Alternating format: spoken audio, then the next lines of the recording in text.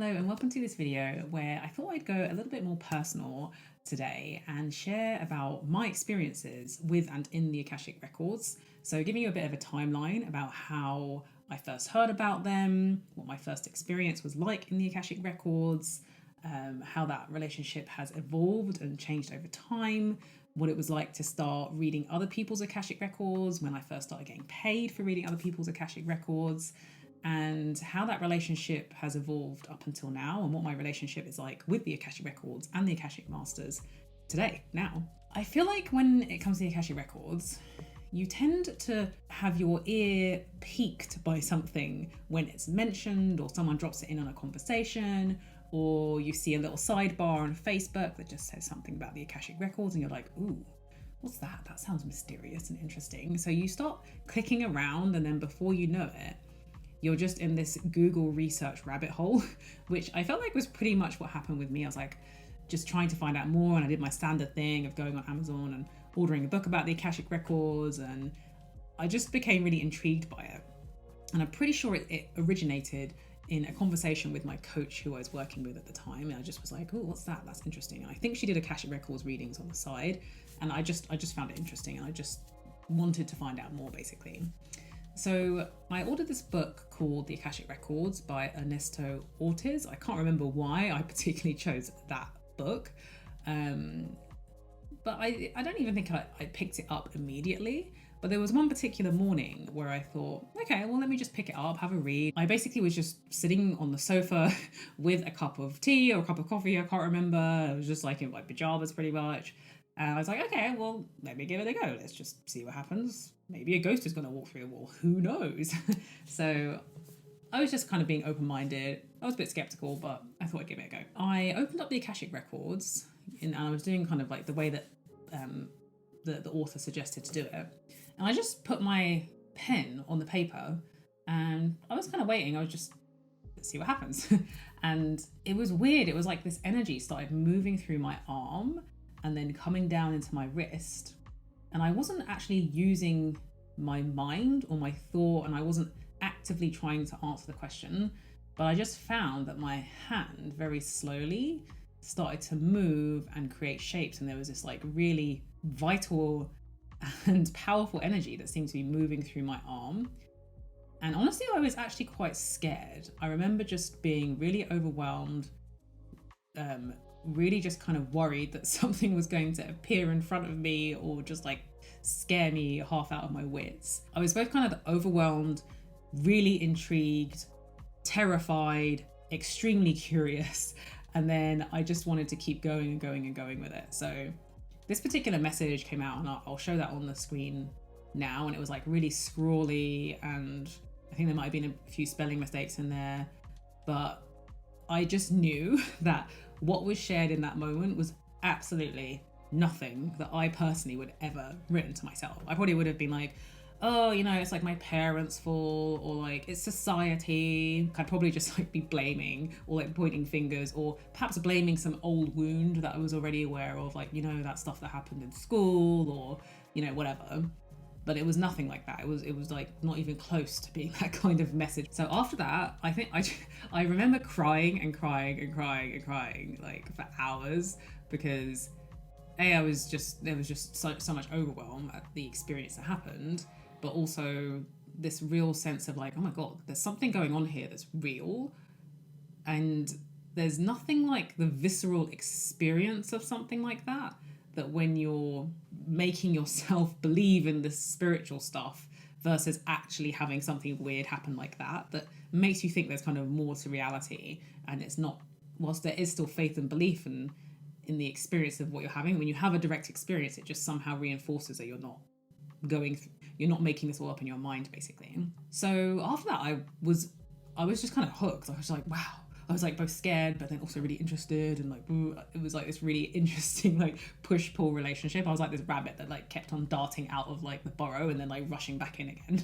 But I was just so intrigued, and I honestly think that's a lot of what creates a long-term relationship for people with the Akashic Records, is that they're just so intrigued by it that their own passion and their own momentum seems to carry forward their drive to learn more about it and engage with it.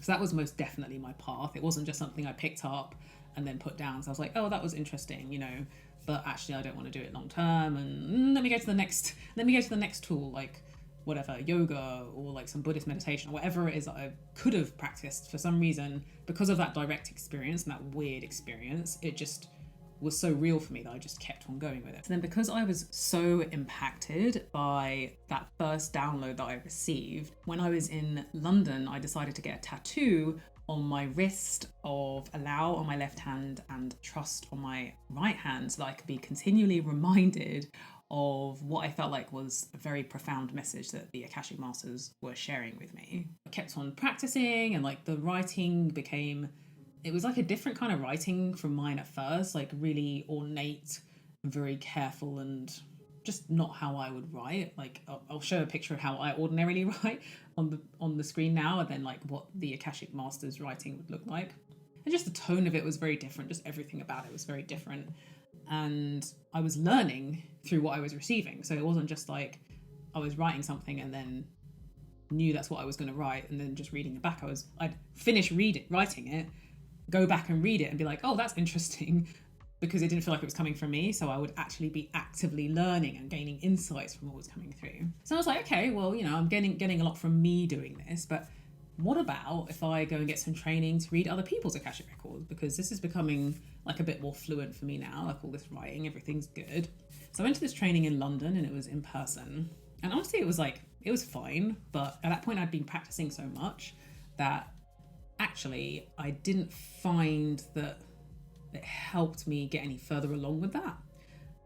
Particularly because I feel like my own momentum was actually carrying me really well with that. And actually just kind of like the live practice of it. So what I started doing after that workshop, it almost felt like it gave me permission to then kind of go and start working with other people. But honestly, I think I could have done it anyway, to be quite honest, like because I was practicing so much. But irrespective, I kind of felt like I had this like certificate that allowed me to now go and like work with other people. So I just started off kind of small at first. I was working with friends, and it would all just kind of be writing. We come up with their question, and then I'd write the answer like, oh, does that resonate? Is that kind of landing? And it was always relevant for them, and it was always landing. So I was like, oh, okay, maybe I'm not imagining what I'm experiencing here, because it did feel a bit like that. It's almost like I had these little like secret imaginary friends that I was talking to myself in my own diary, and to somehow, if I then brought it to other people and they were like, nope, that doesn't make sense, nope, that doesn't resonate, no, I don't know what on earth this is about, it would have, I think, made me question whether I was completely just making it up and imagining it. But because every single person was like, oh, that's really relevant for me, that's really landing, I was like, okay, well, that's kind of validation, that's reassurance.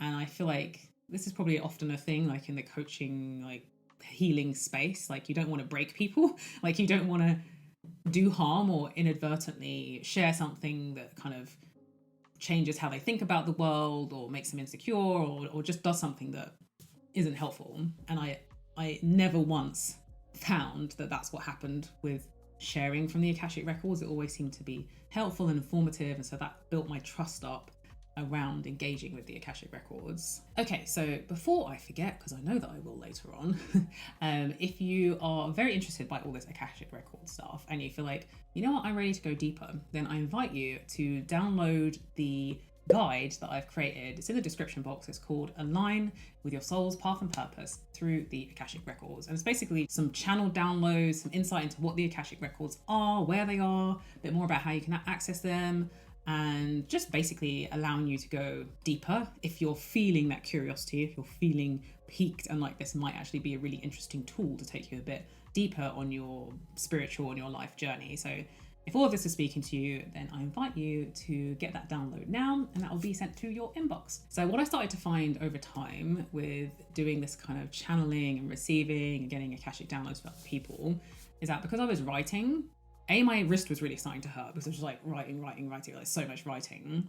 And secondly, it just wasn't as much information as I felt like I was actually getting, but I just couldn't write anymore. It's like I had a limit to how much I could write. So it was in that moment that I thought, okay, well, I wonder if I could actually text channel these downloads. Like I wonder if I could actually type on the keyboard and actually receive as good information, if not better, because there'd be because I'm faster at typing than writing, so I'd actually get more of it.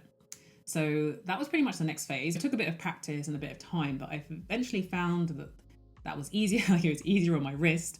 It was just as good as typing, if not better, because it could give a richer answer. And I felt like the Akashic Masters were more willing to share richer answers in that way. So then what I started doing is doing an Akashic session in exchange for a testimonial. So I would just be doing these like free sessions and then being like, if you really enjoyed this, can you write me a testimonial, preferably share it on your social media and tag me.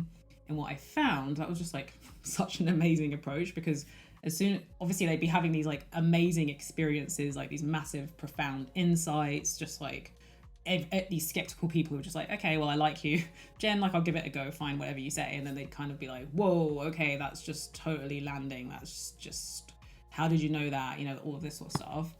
So when they would write their testimonial on their like Facebook feed or like whatever, everyone was super intrigued. So I found like for one testimonial, I'd be getting like 5 to 10 people reaching out. And what that was doing was just kind of creating a bit of a network for me of people who were just interested. And over time, I can't actually remember the exact point that I transitioned to asking this to be paid. I mean, I was probably finding that I was running out of energy and just wanted to kind of feel a bit more of a fair exchange. So I feel like it was at that point that I maybe started charging a low price. I think I was probably charging like, I don't know, like 30 to 50 pounds at first for like an hour or two session. And then I feel like it just kind of went from there. So I think it was 2019 that I created Akashic Code with my friend Danielle, who used to be an ex-client, but she basically worked with me to learn how to open her Akashic Records for a certain period of time and got really fluent in it. Like she's just like an amazing Akashic channel now. So we worked together for a while in Akashic Code on that, and then she kind of went in her own direction. And I know it's like massively informs such a huge part of her life. So she's definitely someone who got an insight and like an experience with the Akashic Masters and just like completely ran with it. I feel like now my relationship with the Akashic Masters and the Akashic Records definitely evolved over time. So I felt like at first, because I was just like, oh my God, this is so interesting, like all the insights about the universe, and I felt them wanting to talk to me all the time. So like my arm would just get this tingle down and I'd be like, okay, like they want to chat with me. So then I'd just be dropping in with them.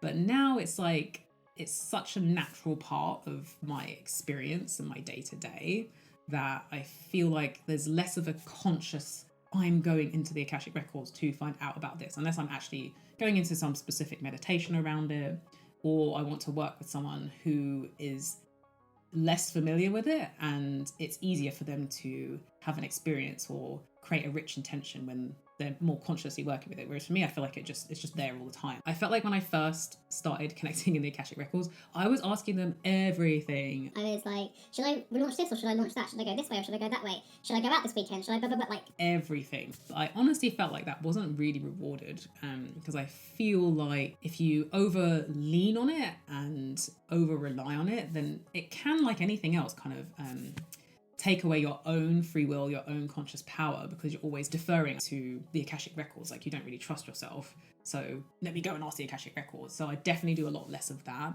And I'm more find like I'll get little insights and then I'll go and play and experiment in actual reality rather than just like getting insights, getting downloads, and then sometimes not really doing anything with it because I was maybe just scared, but it was just kind of interesting to have that information.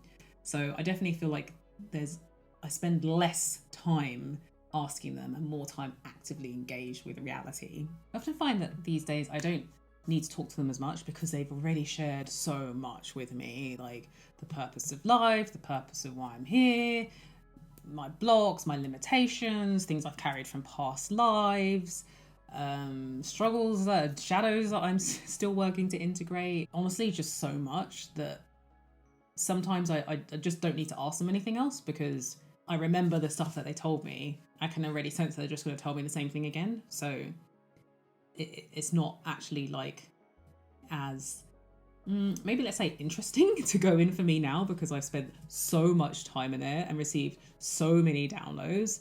And that's not to say that there's not more to learn, but there's so much already to integrate and actually embody that it can kind of become just kind of factual information that's floating around intellectually but hasn't actually become a lived experience. So I'm more working on integrating and embodying and living the things that they've already shared with me so that I can, create more powerfully in my life, as that's really the point of why they're there, to actively help us anyway.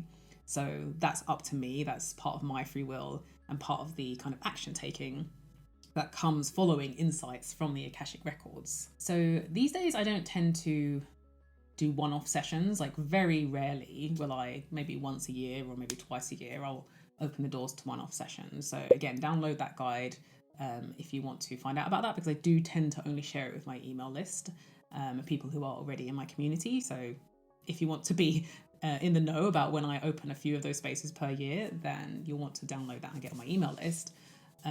But now it's more something that I do as part of ongoing, more long-term containers, where we just have the Akashic Records there all the time as we're in conversation, as we're learning and exploring struggles and shadows and things they want to integrate. And if we're kind of stuck on something, we might go into the Akashic Records, see if we can get some insight. So it becomes this kind of evolving, ever-present, dynamic relationship that kind of comes in when we need it and then like kind of steps out, and then we work with what's shared.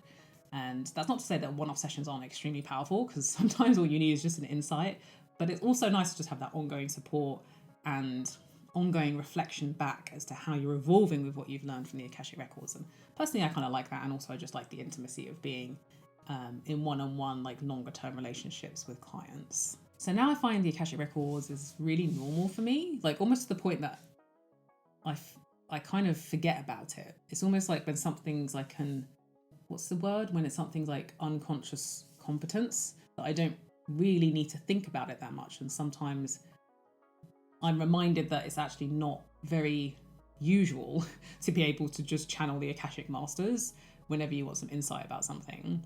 So I kind of have to, when I'm working with other people, I have to be more mindful of that, because there is a lot that I can offer and share with them in certain perspectives, or sometimes I can overshare and it's kind of like I get met with a bit of a dazed look or a bit of a kind of overwhelmed look. So I kind of have to be more mindful and conscious of that, because it feels so fluent for me now. And I think over time, as I've got all of these insights from the Akashic Masters, all of the stuff that they shared, all of these truths about reality, everything about my past, my present, all of this stuff I feel like I've learned.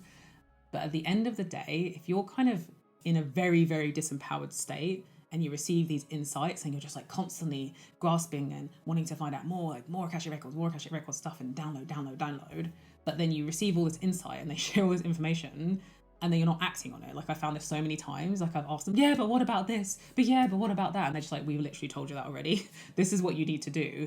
But then I'm like, yeah, but I'm scared. Can you just tell me something else? Or like, get me something. It's like, no, this is the thing that you need to do. Like, this is the path. This is the thing that's going to heal it and get you what you want.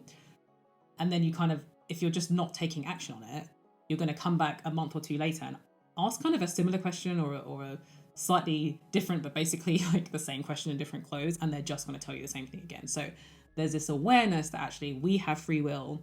We have agency in our reality. Nothing will change if we have insight but don't act on it.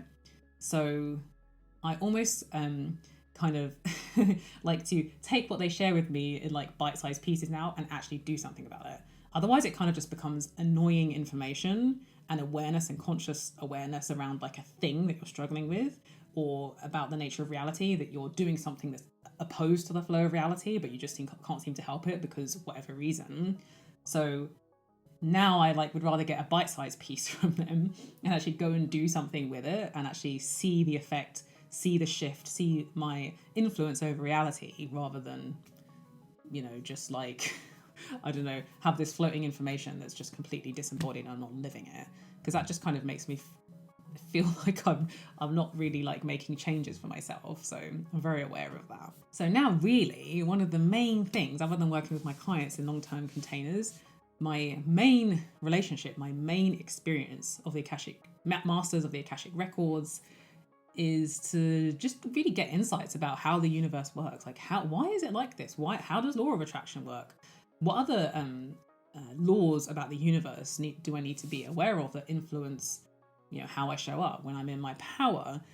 How does masculine and feminine energy work, and how does it like interact with how we create and when we're in our most like powerful expression? These are endlessly interesting questions for me to be asking the Akashic Masters. And then I like to take what they share and share it on this channel so that you can also learn about it too. But also just go and experiment with it and just see, oh, okay, like they said this and then this thing's happening. And if I interact with it like this and this other thing result happens and I like that, but I don't like that. And then kind of like using it like this little, I don't know, kind of like a smorgasbord or like a cheese board of like information that I can like nibble on and play with and like see what the outcome is. So that's really the main relationship that I now have with the Akashic Masters. And sometimes when I'm doing very, very intense healing work, particularly for myself, if there's like a really, really stuck energy or perspective or belief that I just like, okay, they've told me this about 1,000,000 times and I have not changed it, then I'll open the Akashic Records. I'll be like, look, okay, let's go in. I'm more in a ceremony with it in those moments where I'm like, really, we need to work with this now so that I can like shift and move it.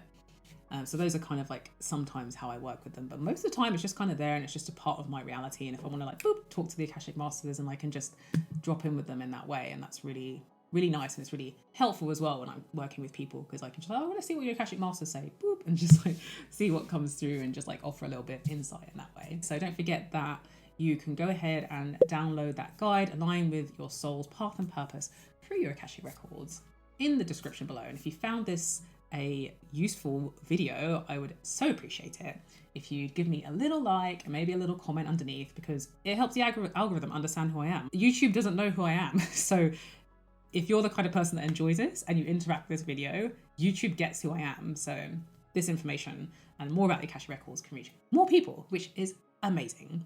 So if you're kind of on an Akashic Records binge at the moment, I highly recommend that you check out this video next. It's all about the Akashic Masters, who they are, what their energy is about, how they're different to other guides. So if you're already on this Akashic Records rabbit hole, because I know what that feels like, then I really think you'll really enjoy this video to watch next. Okay, thank you so much for tuning in, and I'll see you over here.